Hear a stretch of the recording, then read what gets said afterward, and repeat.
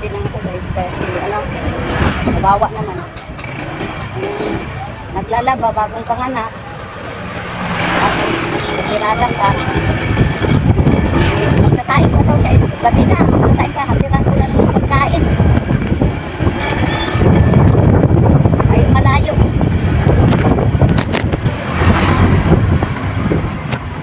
Quezon City pa guys ang puntahan ko. Kaya madali to. Talaga pag mga nanay hindi matiis ang mga anak kasi konsensya rin natin mga nanay. Kahit anong galit natin, napagalitan na lang. Galit ng galit na ganito, wala. Hindi na nanay ang mga generation. Ay, largo di konsensya mo rin kayo nanay ka tapos inaya mo yung ganun. Labada, inunang labada. Punta pa daw siya ng palengke, bibili pa. Talagang ayaw ko na may kasunod ako na mabagal, oh.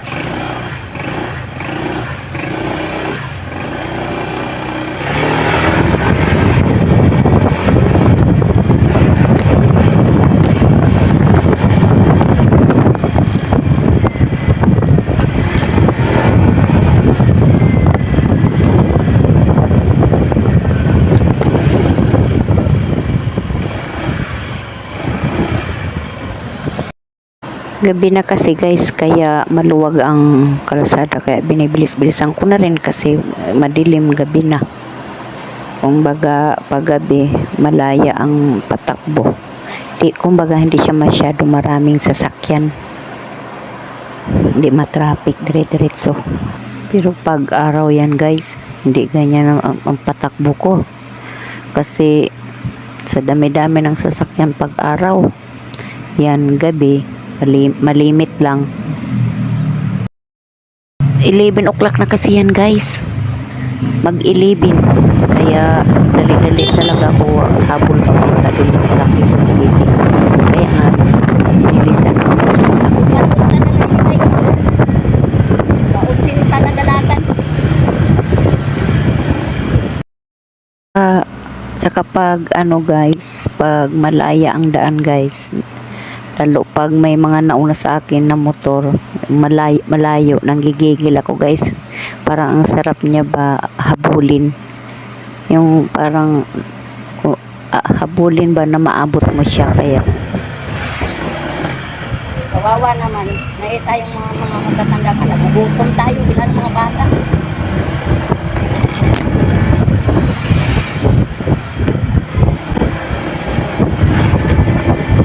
Siguro, hindi lang ako nanay na ganito.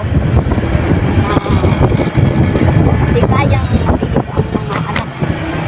Minsan, kahit tayong mga magulang, kahit gutom na tayo, ibigay na nga, di baliwala tayo sa mga anak natin. Makakaroon. Kahit gutom na tayo, ang susuko natin, ibigay na lang sa kanila. Sabi ko na, karamihan din sa mga anak na kayang tiisin ang magulang. Pero ang magulang hindi kayang tiisin ang anak. Yan guys,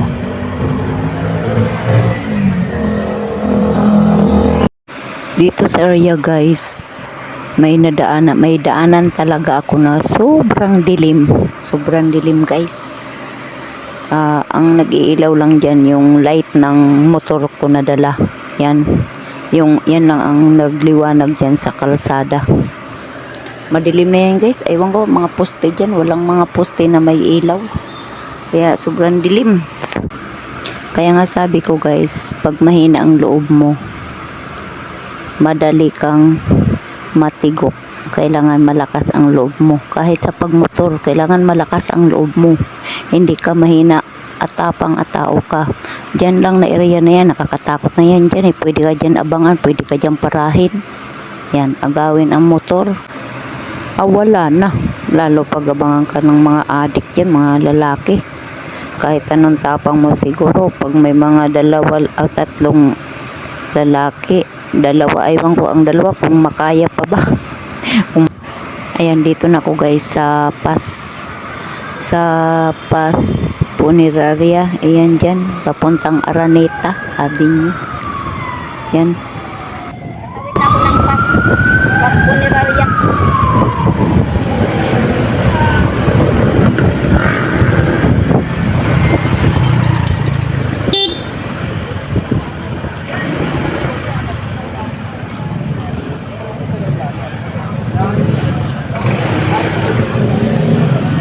Dito tayo sa palengke na. Palengke ng Hunters Tatalog.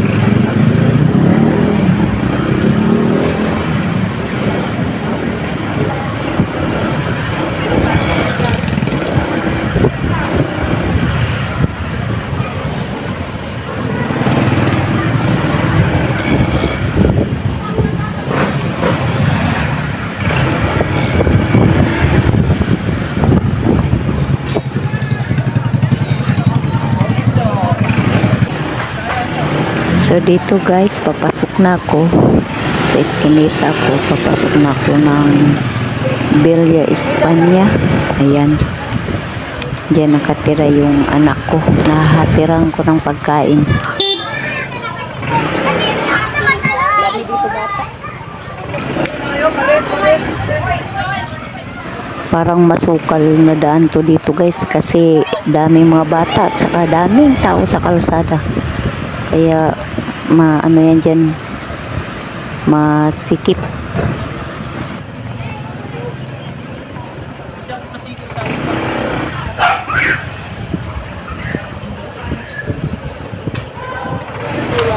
Ayan, dito na ako guys. Ayan. Nandito na rin ako. Ay, joylight niya, boy. Joylight ng airpot mo? Dito na ako. Dito nakatira yung anak ko. Malabo pa na yun. Kaya inano ko.